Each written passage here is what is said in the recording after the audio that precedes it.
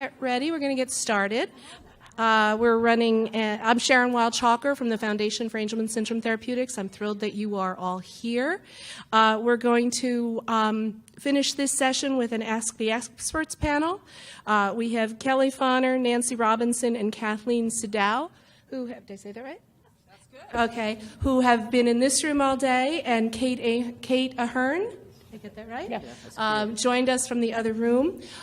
So we'll have people with mics in the line, so raise your hand if you need a mic and want to ask a question. We would ask if you would try to make your questions as general as possible. We do want you to be able to help your own child, but if you can phrase the questions in some way that's going to be helpful for beyond your circumstances, that would really be helpful as well. So let them get started.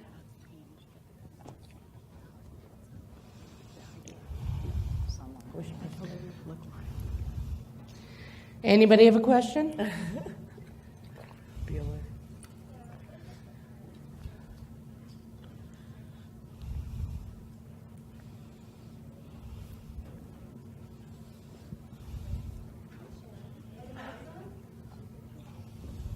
Testing. Oh, mine is. Oh, very good. I'm so sorry. Yeah, why don't you guys introduce yourselves?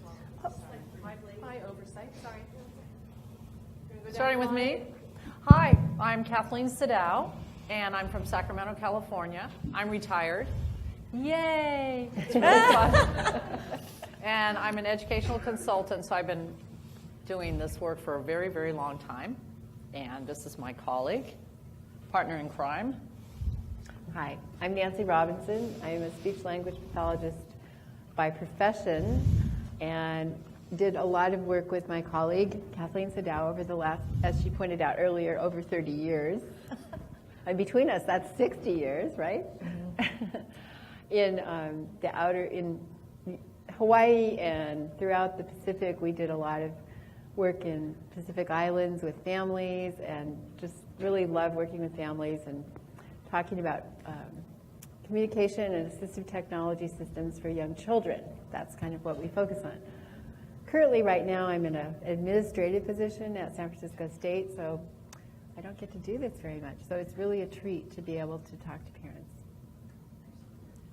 Hi, I'm Kelly Fonner. I'm a special education teacher by training, but I'm an independent consultant in educational and assistive technology, working with kids with complex communication needs. I spoke today on electronic literacy and reading and writing, and also on augmentative and alternative communication. Hi, I'm Kate Ahern. I'm also a special education teacher by training. I work as an educational consultant for complex communication needs. I'm out of Massachusetts, and I think I know quite a few of you, but I hang out a lot with you Angelman folks. Hello. So we just started on an AAC on the iPad, and her therapists are not familiar with it, so they want the 2-button feature, more, all done kind of thing. I know that everyone says to have a robust amount of buttons, but I'm also just learning to use it, and I get overwhelmed. So I was wondering, what is a good amount of buttons to start with? For user-friendly, easy, let me get used to it before we go crazy with it. So like 16 buttons, or what would you recommend? So what I usually say is as many as the child can see and touch. And the reason we say that is because you want to be able to keep your motor plan as you add vocabulary. So if your child can visually make out 25 or 30 or 40 pictures or more or less, you want to start there. And they also have to be able to somehow access that. So if they're using touch those. And then what you can do is all of the major systems allow you to hide buttons or mask buttons. So then you're going to hide the buttons that you're not quite working on yet and add them in as you increase vocabulary. That way, more and all done are always in the same place. So you don't start with a big more and a big all done, and then all of a sudden they're somewhere else. If you're using a Proloco to Go, or are you using Proloco to Go, they have something called progressive language. So it automatically hides the buttons for you at 5 different levels. So figure out what your child can see and touch, and then you could start at progressive level number 1 with almost everything hidden. But it also has this great explore feature that you can tap that opens all the buttons. So then your child can just play with language. But when you're doing something more instructive, you can go back and have the progressive language on, but you'll keep that motor plan. So I'll add to that, in that, knowing your end game, so that where things are, so again, the motor planning is there.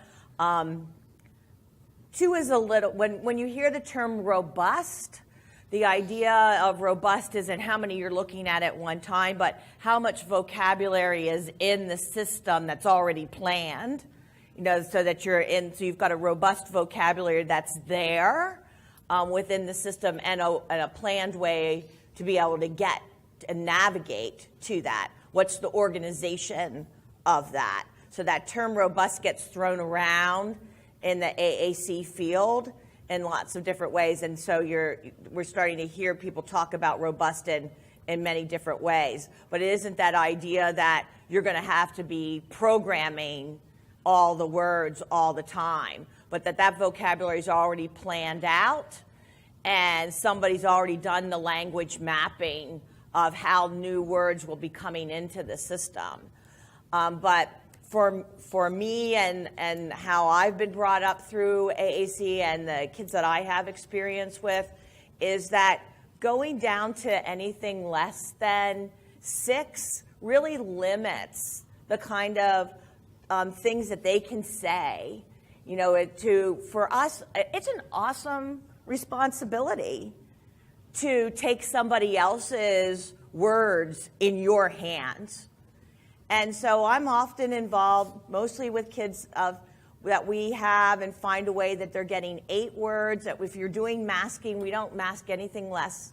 We always have at least 8 or 9 words available to them.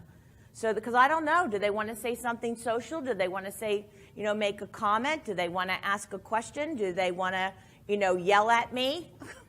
I don't know. And so if I would take it down to more and all done, none of those choices of being able to yell at me or be sassy or any of those is in that.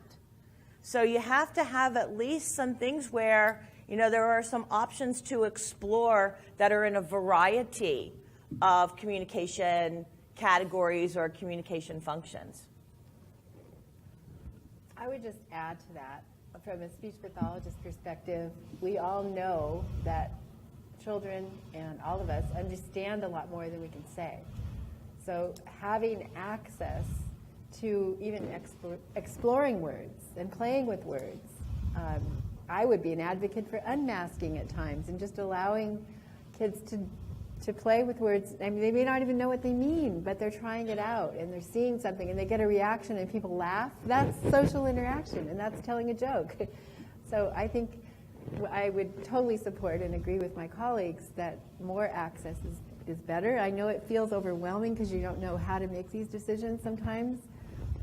But in the devices that we have now, people have put a lot of research and thought into what is a core vocabulary for a preschooler, what is a core vocabulary for elementary school age, and having that kind of developmental progression. Maybe we're not perfect yet, but I think it's getting there in the design and the planning for this communication systems we have. So, yeah, I guess I'm just agreeing and adding a little bit here. And I think sometimes we're too worried about being right. That you're worried. We get too worried about saying the right thing instead of just being natural and saying anything that's coming up. I mean, this is what we do when we're using our own natural voice with children that are using their own natural voice mechanism. I'm not worried about things that I'm saying. I don't worry about what I say half the time. And so I'm not worrying anymore about what I'm symbol talking. I'm just symbol talking to kids. I'm saying uh-oh and whoops, and, I'm just using the symbols that are right there and being more free with what I'm talking about. than trying to be planful. And don't think that you have to do lessons with the words that are there. That's how you learn to symbol talk. You just start talking. Questions? You do? I have some questions for you. Hi, my name is Kira. I have a 5.5-year-old right now, and a male. And he does have a few behavior problems, and I do know that it's because of communication. So the school has finally agreed to start with the AAC to help him communicate his wants and needs. But the one thing that I feel like I struggle with is being in the community. At home, he's, in his comfort zone, but especially going to the market. Like, he's very popular. Everyone knows him at the market. People love to see him laugh and all that, but he's okay when I'm near him. But as soon as we get to the register and I step away to put the food on the counter, hell breaks loose. He takes his shoes off, he starts throwing, he grabs. So I know it has to do with probably anxiety, or if I'm talking to the cash register, like sometimes they pull the cart away, he's in it to pull the bags in, and so he takes his shoes off. So it's a big issue, even though he's just a few feet away from me. So my question to you is, starting with the AAC, how can I model for him to help him, to communicate? I don't want you that far, or how can I start with trying to just deal with that behavior and help him express it in another way than throwing stuff? I feel like everybody's looking at me. She also meant that she had something to say. What? That's also her I have something to say book. I have something to say. Well, so 2.5-year-olds, you hear terrible twos. So behavior for a 2.5-year-old is behavior for a 2.5-year-old, right? So it's really helpful to know what to expect of a 2.5-year-old. Is it a he or a she?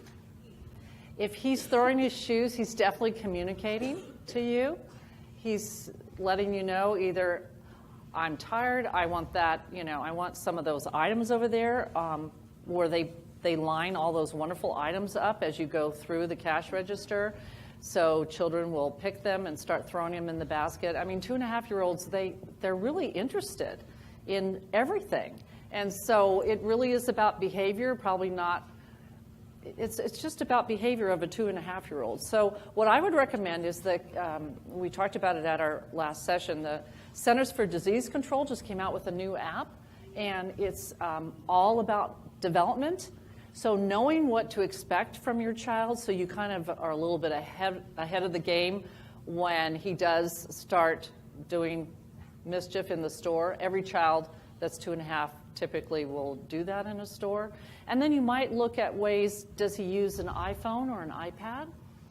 So you can have maybe a First Then app on there that says, first, Mommy's going to buy food, remember? We're going to finish shopping, and then we're going here or whatever. So he knows what to expect next. So you could potentially have some apps. You could also have some even simpler things. You can have a First Then, on a piece of laminated cardboard, if it's easier. Whatever's, what we talked about earlier is it's really not about the tool, it's about communication, and it's about you being able to modify his behavior and him being able to express himself to you as well. It's not about what tool it is. So whatever works, you could try a few things. But really knowing ahead of time, kind of the precursor, why is he throwing his shoes? It's probably because he's bored or he wants something in the aisle, figuring that out, and then how you can maybe say, okay, first we're going to do this, and then mommy will finish, and then we'll do that.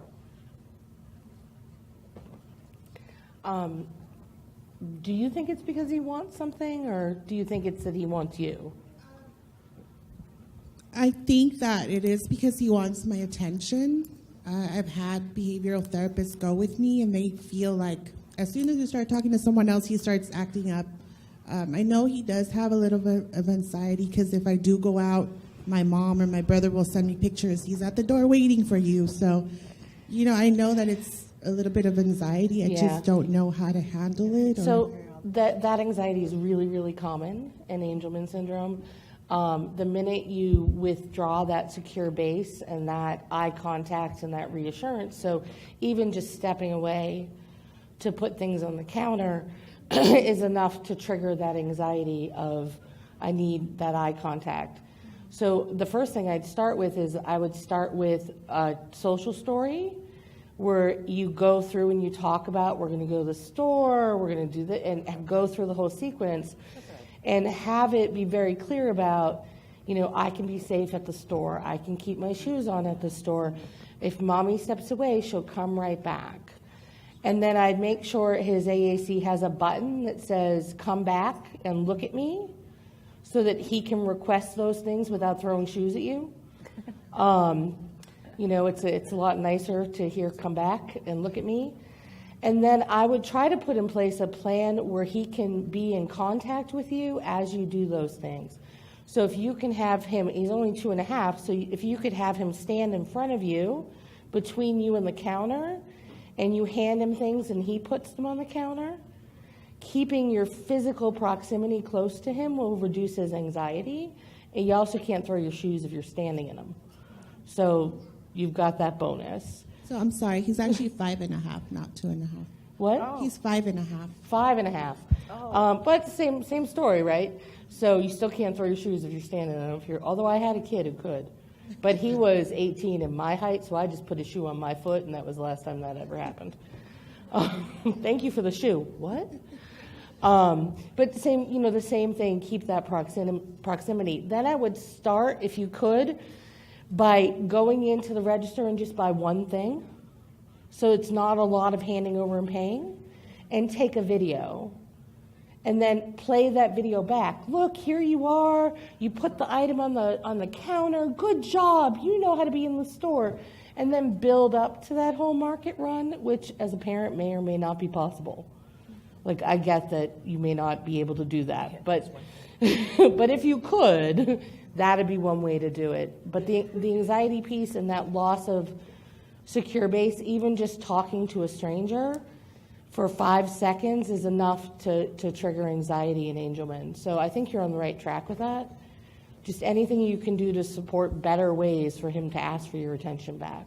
Well, he's definitely in a phase where he wants to help. If he sees me, he's grabbing stuff as well. So I'm definitely going to play on that. Yeah, so I try to get him to help. And even at home, hand him groceries and have him put them on the counter and really praise him and take videos of that so that when you go to the store, you can watch the video in the car right before you go in and say, when we're done with the groceries, you're going to do this. You're going to put the things on the counter. That way he has a job and he knows what to expect. Because at this point, he doesn't know, are you going to leave with that lady you're talking to? And kids with Angelman take 20, 30 trials before they figure out, oh, wait, this is how it works. And it's going to be Thank this you. way. And those, we have to remember that there are two different ways that we use symbols. So, we use symbols expressively, and we've talked a lot about that in the different, sessions, but we also use symbols receptively. And so the idea of using them in social stories or using them in the, now I do this, or if I do this, then we do this, those now-then kind of charts. And so you can have those, and there are some nice apps that you can do social stories with. Sandbox Learning is one that you can, if you have a kid that likes books, or they be able to read little stories or do them electronically, and you can customize them. They have some that are already pre-done, and so you can make those and then put different parts in them. And you put, how you feel about it. You put the steps that they do, the steps that you do, and you can write through them and talk through those pieces and build them part by part. So they can kind of grow over time, and you can get all of those steps in.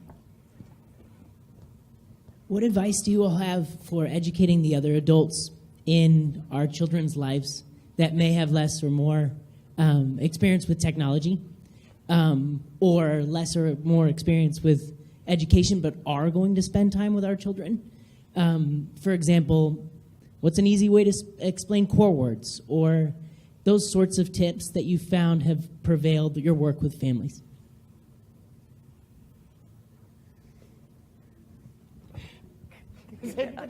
I do a lot of training with para educators or support people in individuals' homes, and my best way of supporting those folks is to be with them doing what they do with your child. So when I go into classrooms, I don't hijack classrooms. I sit beside people. So if a teacher's running a classroom, I'm sitting beside the para educator. If a child has a one-on-one support, I'm sitting beside that person. And we talk about how we model to our children to use their communication systems or to use their support. I'm modeling to the staff what I would be doing as the support person to your child. And so I'm often whispering into their ear, oh, when the teacher says this is what I would do. Or, if I'm in somebody's home, and I'll see something happening, now would be the time that you would. And so I'm always in the real life game of it in those kinds of situations.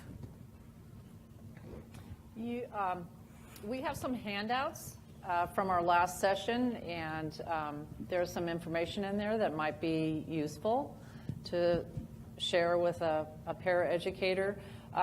Nancy and I promote a toolkit approach, and there's some information about that, how you can have a variety of tools. Sometimes having those folks involved in making some of the tools or have access to some of the tools is a really great way to inform them, expose them, and just give them some information about ways and techniques that might work, in addition to the modeling that Kelly's talking about. So we have a ton of handouts. If anybody's interested, help yourself, or I can pass them back and you can take a look at them.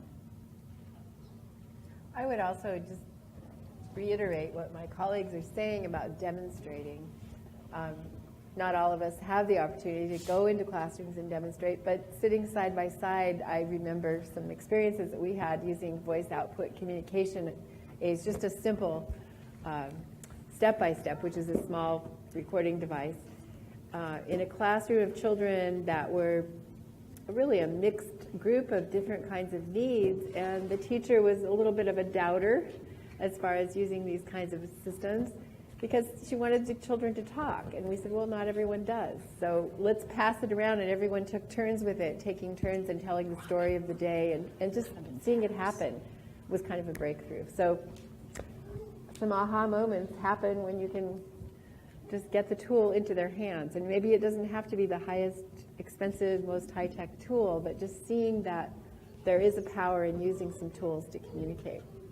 And that's a good example. You have to change people's experience. And remember that people's belief system, what they believe and what they do every day is based upon their beliefs. And, we can tell them, all this stuff, but until you change their experience, it's the change in their experience with your child is what changes their beliefs. And then that change in their belief is what changes what they do and changes their practice. Some of the literacy tools, some of the curriculum, like the unique curriculum, the first author curriculum, some of those specialty tools do have tip sheets for staff that go along with them. So some of the people that are creating those products are also creating tip sheets to for staff that don't have the daily experience with how to use assistive technologies and other kinds of augmentative tools. I think they covered it. We have a question? Yep. Okay, so we have some questions from folks that couldn't be here today. The first one is, what if we speak a different language at home than we do at school? Wow.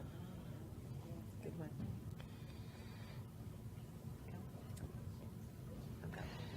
I have to say that the child she was actually a young adult. The young adult I worked with who learned the most AAC in the shortest amount of time was a young lady who had just emigrated from Honduras and spoke all Spanish, and I speak no Spanish. And so the only way for us to interact with each other or for me to interact with her family was for us all to use the device, which had been set up to be bilingual. And I think the reason why she knocked it out of the park with her AAC was because we all had to use it to communicate to each other and to her. So there's all sorts of research and stuff on bilingual learning models and how to do this, but ultimately I think if you can have lots of apps these days are bilingual, lots of programming is bilingual, if you can use both and have the buttons be in the same place regardless of which side of the language you're on, I've seen that work really well. I have quite a few. I have one eye gaze user who's in English and Portuguese. I have several kiddos who are in English and Spanish. I don't actually see it as being a problem. I think, it just adds more to the experience. It'll take longer, but it adds more to the experience in my personal practice. That's what I've seen. I wanted to just reinforce again what you're saying. In using low-tech systems that are picture-based, the programs, the one I know and use is in Boardmaker. I think there are probably 30 or 40 different languages that can be used to label symbols. And in my experience in working with my graduate students who work with families in the Bay Area who speak all kinds of languages, Spanish being one of them, but many other languages, asking them to always put the English and the family's language on the symbol almost forces the family to get involved, because they'll say, well, that's not really the word we use. So then they can tell us the exact word they use, and it makes it really a partnership from the very beginning. So that's kind of back to the low-tech area, but I think there's some great tools out there for being bilingual. Yeah, and I would just add to that is that the tricky thing when printing out the things in low-tech is honoring the order that sentences are put together in the language. In high-tech, because we look at things might move around anyway in a high-tech system, it's not always as critical, because we're not all, words get used multiple times, different parts of speech.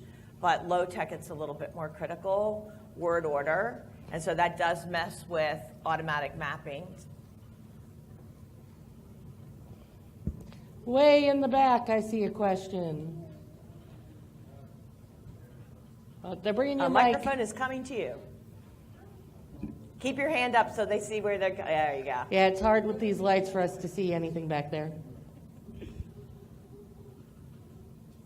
Or maybe ever again. Thanks very much for being on the panel here. It seems to me that the ultimate goal, for example, of one of the assisted communication devices would be that you could talk to the individual who has the device and they would talk back with this if they're nonverbal. Because, for example, with our daughter, it's clear that she understands a great deal, if not almost all, of what we're trying to tell her at the 2-year-old level. She just can't talk back maybe the same way that our 4-year-old son would be able to do so. So the question here is, if she has an assistive device, does it make more sense for us to just talk back to her not using the device, or just at least coach her rather than us pointing to those things? Or is it just getting her to use that? Do we use a paper on our end? Like, she uses the device on her side, but on our side, do we use her device to talk to her? Do we use the cards to talk to her? Or do we just verbally talk to her? Because that would be the ultimate goal. I don't know if that makes sense as a question. So how many people in the room took a foreign language in high school? How many? So pretty much everybody except for this little cohort over here. Oh, they're Spanish speakers. Oh, well, did you take English in high school? There you So go. how many of all, keep your hands up, you studied a different language in high school? How many of you are fluent? 1, 2, and our 3 friends over here. So of you 5 people, why are you fluent? Why are you fluent?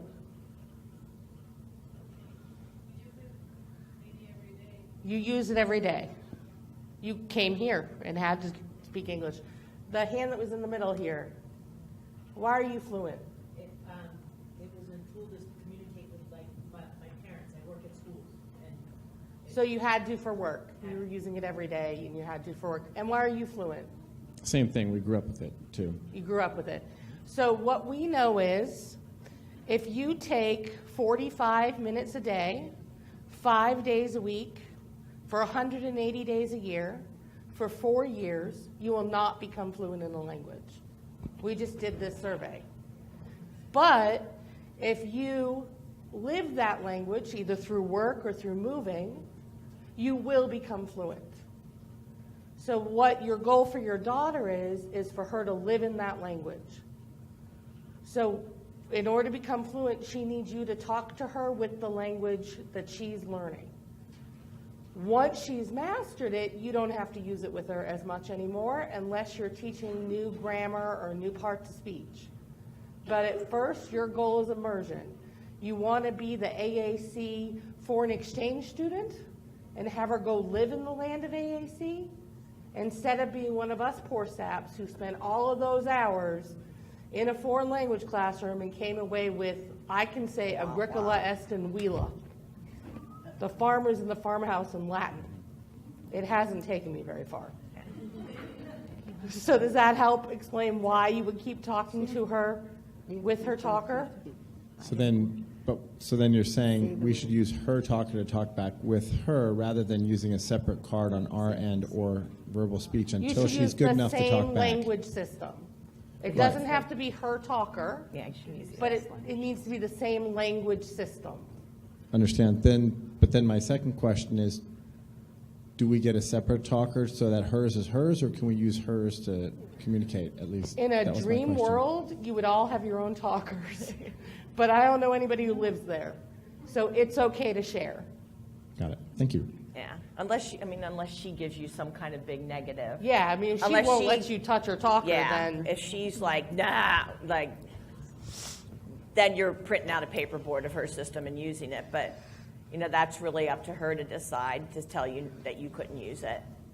What I tell my teams is if you want to have a symbol talker, you have to be a symbol talker. They don't spontaneously combust and start talking symbols. They've got to see it.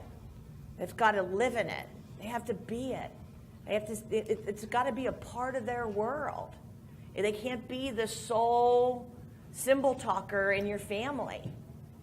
They give it up. That's why so many children. Our biggest problem, not just in the Angelman community, but in all of AAC, is abandonment. It's a number one problem in AAC is abandonment. And it's because they don't see it. They don't see it anywhere. It's not a part of their world. You want it to be a part of your child's world. Hi, my child with Angelman syndrome is 13. We have spent probably, he's a 7th grader now, so we've probably spent since 3rd grade fighting with the school district to help us with AAC communication and going down the road of, well, he has he can't use PECs, so we don't know that he understands the symbols. And Josh could care less about the paper. He'd rather eat it. And we started showing them that he took a lot of interest in the iPad, and then it was he can't finger point, so he can't use it, and so we need to wait till he can finger point. And I said, well, how is he going to learn to finger point if he doesn't have an iPad to learn to finger point on? They're like, well, we'll just keep working on it and give it to him randomly during the class. So we bought him an iPad. They got mad at us, but essentially he can now finger point. And now that we're in 7th grade, they've actually assigned him an iPad in the classroom, and now we're trying to work together as a team to move forward. But we're really starting at the very beginning. And during your talk about anxiety, there were a lot of aha moments, and there were some like, I knew I was telling them the truth. But one that we're having trouble with, and I'm not sure how we can, because I'd like to put a lot of these things like the look at me button and add those to the communication that they're already trying to put into his system, is that when we go into, I know that he does not like big crowds, but usually he just, jumps around and giggles, and he just gets harder to manage. But if we take him to a restaurant, every single time we walk in the door, whether there's food around him or not, we get this horrific gag. Like everything is going to come out of his body at any moment. And I know it's behavior because he's not sick, but it's every time we go into a restaurant. And I have not figured out, it doesn't matter the restaurant, it doesn't matter if it's a small restaurant, a big restaurant, or anything I think you have an audience member who'd like to help you. There's actually a lot of parents that know a lot about this, and we've actually been problem solving it, and there's several different things. So some parents have had a lot of success with the postnasal drip situation. Now, when you rule all that out, and then you get to the behavior and anxiety, there's a lot of parents that have done a lot of things. Now, for us, what we found that helped with her, and I don't know why, but she's 9, by the way, we just had this, it was sometimes large crowds, so we could do like a social story like Kate talked about. We're going to be going to a loud place. We're going to Thanksgiving, for example. There's going to be food. As soon as you come in, we're going to smell food. And then we have this essential oil that has just a little smell, and we just ask her if she wants some of it, and she can put it on there, and then she can smell that, and that almost overrides that food smell because it starts there sometimes, but then the anxiety takes over with everything that's going on. So if we can kind of walk her through it, and it had not had any of the issues that we've had, and it's been about 6 months, but it took about 6 months to really work through all that. So, but there's lots of people that have a lot of good advice about it. You can do another question from home? Okay. How do we go about choosing an app and or communication device? People at home, we cannot possibly answer that without How much time do we meeting have? your child. I'm not even going to try. Well, I'll just do a summary. As you find things that they've done either with toys or with other exploratory things, is I have people create a matrix, and there's a process called the feature matching process that people will know about. If you go, there's a website called joysthebala.com, and people have other ways of doing this, but just kind of fast answer is create a matrix where at the top you start to find the features that people have mentioned, different things, sizes of things, things that people react to, language, the number of buttons, the ability to mask. All of these things are what we refer to as features. There are descriptions of it, the kinds of symbols, the kind of contrast. All of those things, as you find your child's reaction to those and the things that you notice work well, the type of voice, the type of reaction to electronic, non-electronic, the screen reaction, the way they need to access something. These are all features or attributes of different apps. And so you start collecting that information. And then as you hear about different tools, those things you start finding out, well, this one has it, this one doesn't, this one has it, this one doesn't. And you start to create a matrix of those and narrowing it down to those products that have or don't have it. It's not about what's best and who has the most and what's the highest price, but what are the products that have the most features that match the needs of your child? And then those are the things that you start to trial. The ones that have, a light version that are downloadable. Maybe your state has a loan program that you're able to borrow from in that way. And you can try things out in your natural environment. That's the short version. Yeah, I would add. Yeah, that, definitely add to it. So as a parent, I think my first gala was 3 or 4 years ago, and I started hearing about AT. My daughter's 6. I'm Christy. And it was paralysis by analysis. And I kept hearing, just get started, just get started. And so a thought that I have for those parents who are kind of caught in that, call your school system or the school that you think your kid is going to go to and find out what they use most often. it's probably not the best. It's not using, but it's a place to start if you're stuck kind of where I was, because that's where we ended up.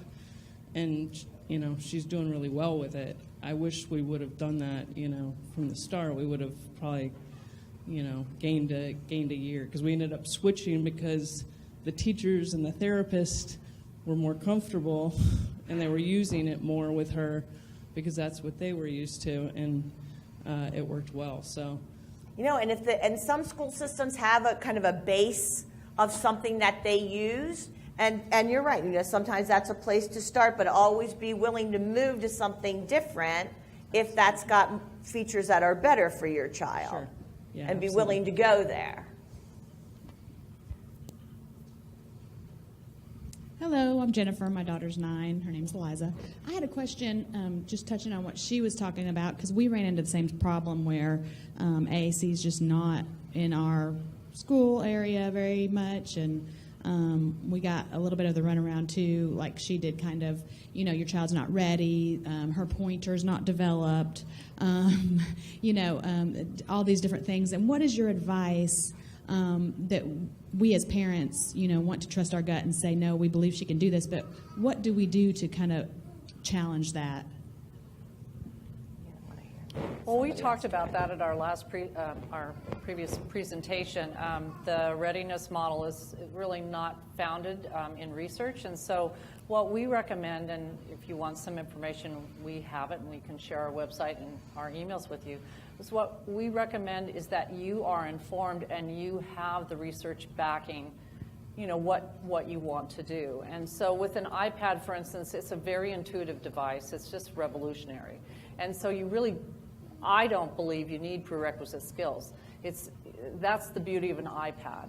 Anybody that has not grown up with technology can learn how to use iPads because they're intuitive. And that's what we want for children and for adults. So I would say make sure that you have information and that you're prepared with some information. There's a handout that we did that has a bunch of different websites. It's got information on policies and research of why you might use a particular app or a particular tool. And we really believe that it's not about the tool. It's really about what the goals are for your child and then how you're going to go about doing that. And we use a FEAT model, which is a step-by-step assessment approach to looking at different tools and what might work.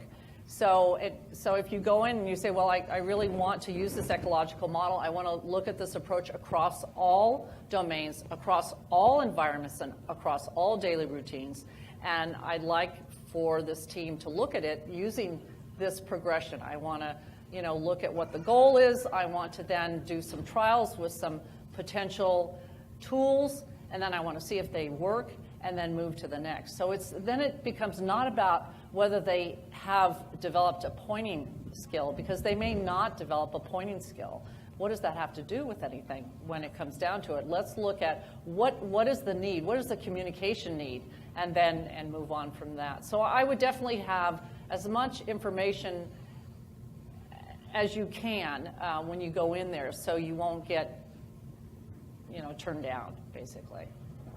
And Nancy, you might have a little bit more to say about that. Well, I think we're all kind of saying the same thing, that it's about the goals that you have for your child, and the features that they need are going to get them to those goals. If physical access and pointing is difficult for them, then what other methods do they have? Are they using their eyes really well? Can they look at things? Do they make sounds when they're happy and you know what makes them happy? What are the features of a device, whether it's a device or whether it's a picture or whether it's a voice output communication aid, trying out those things. I always, and I didn't make this up, but augmentative and alternative communication is a system of tools. It's a whole constellation of things that help us communicate. And it's not just one thing. And I think a lot of times professionals might think, well, we can't afford this $10,000 device, but there are ways to simulate those tools and demonstrate that they do have the skills. Like somebody said, once you showed that they could point to an iPad or you bought your own iPad, that overcame it. It's kind of similar to what we were talking about before. How do we get paraeducators to understand? It's the same thing. You're the parents showing the professionals that your child can do this. I think ultimately for you guys as parents, for some of you, you're not going to get the school to buy in, and the only thing you can do is do it yourself. And that sounds harsh, but it's true. You have to make the decision, and if that means you pick an app even though you didn't do a feature matching because you don't know what that is, that's fine. Don't get stuck in analysis. Pick an app, start modeling it. Once your kid is using it, then you can bring in a videotape and say, you know what, look, they're using it. I'm putting it in the harness. She'll be wearing it to school. Don't take it off. I put a lock on it. You know, your kid does not have time to wait for them to get their act together. So you do it, even if you don't have as much knowledge as you wish you had. It's okay to make mistakes. You know, how many of you were taught to speak professionally by a speech therapist? None of you. Your moms and dads taught you how to talk by what came naturally. You're going to do the same thing, but with symbols. You can do this. You guys all have the power to teach your kids to communicate the same way every other parent does. Okay, a verbal child, a baby, looks at a dog, the mommy says, oh, yes, look, a doggy. You can do that. They look at a doggy, you take their device, you say, look, dog. You've got this. Don't underestimate your power as parents, because if you wait for the schools, then the anxiety increases, the behavior increases, then you're in all sorts of trouble. So I say go for it.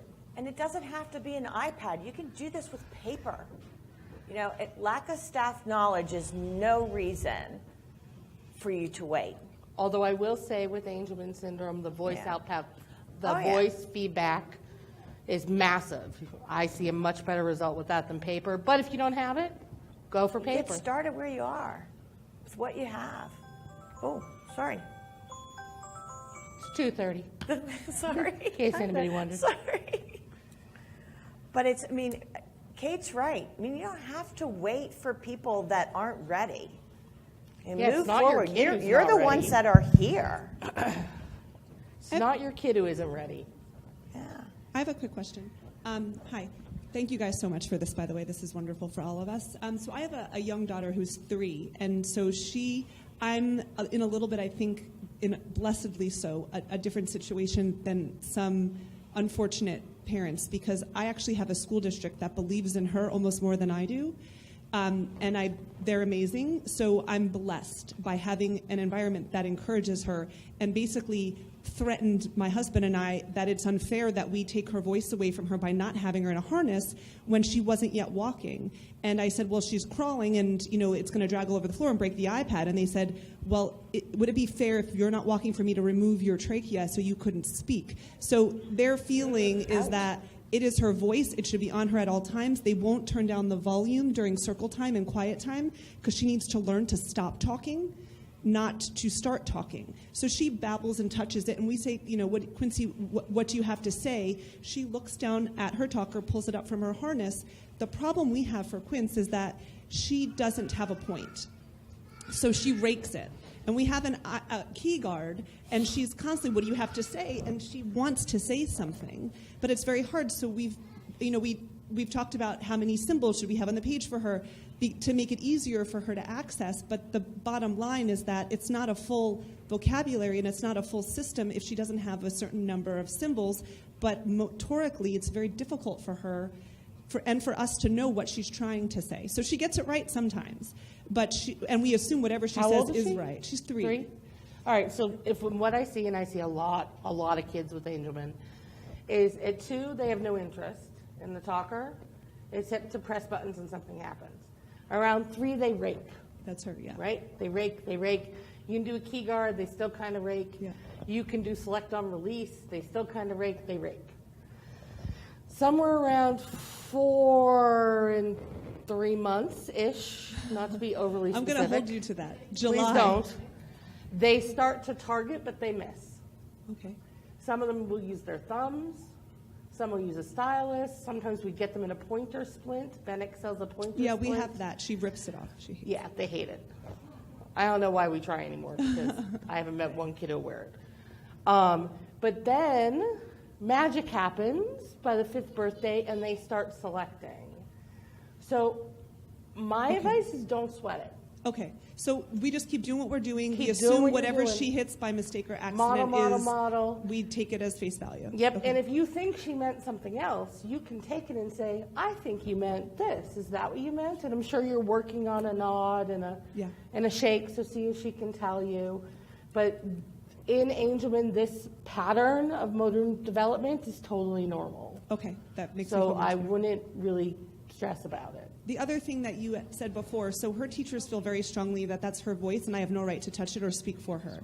So I have to have my own your device. voice lives inside you, not in a box. So her voice is in here. How she expresses her voice is with the talker. It's up to her if she wants to share how she expresses it. Okay, so it's not wrong for us to, because sometimes it's easier for us to model on hers. It's not wrong. I understand that attitude because that's what we used to say to people about wheelchairs. Right? You wouldn't sit in somebody else's wheelchair. But where I think we got that construct wrong is we wouldn't sit in somebody else's wheelchair, but if they needed help getting from here to there, we'd push their wheelchair with their permission. Right. And I think using their talker is along the same lines as pushing their wheelchair. Okay. With their permission, you can go ahead and use it. And this is my last question, is that...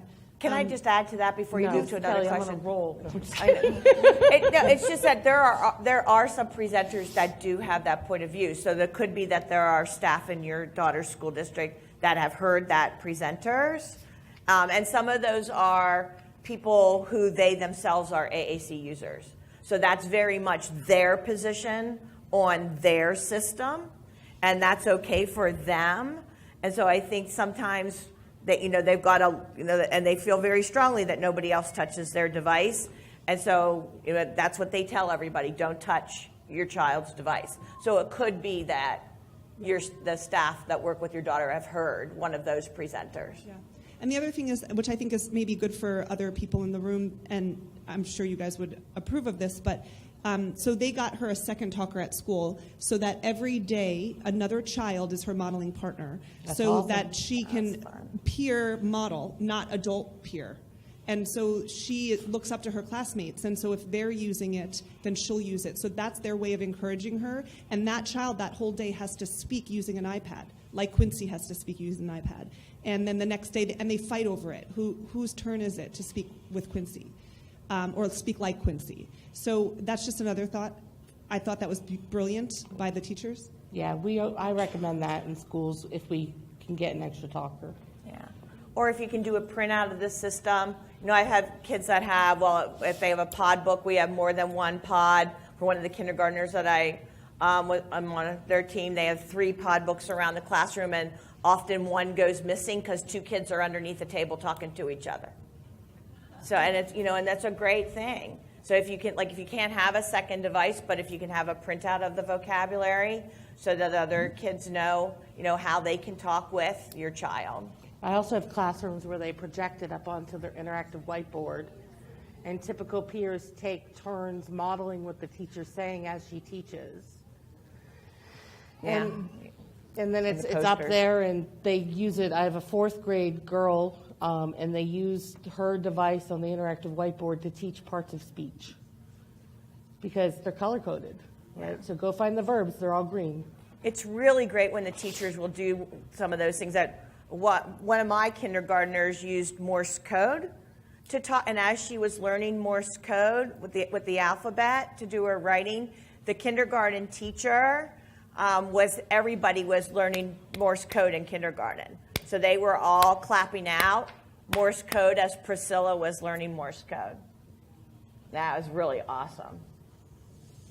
All right, I think that brings us actually a little past our time, so I really appreciate our panel's time and appreciate you all being here and questions. So if you do have additional questions, I think some of our folks are going to stay here and please come up and ask them individually. Thank you all.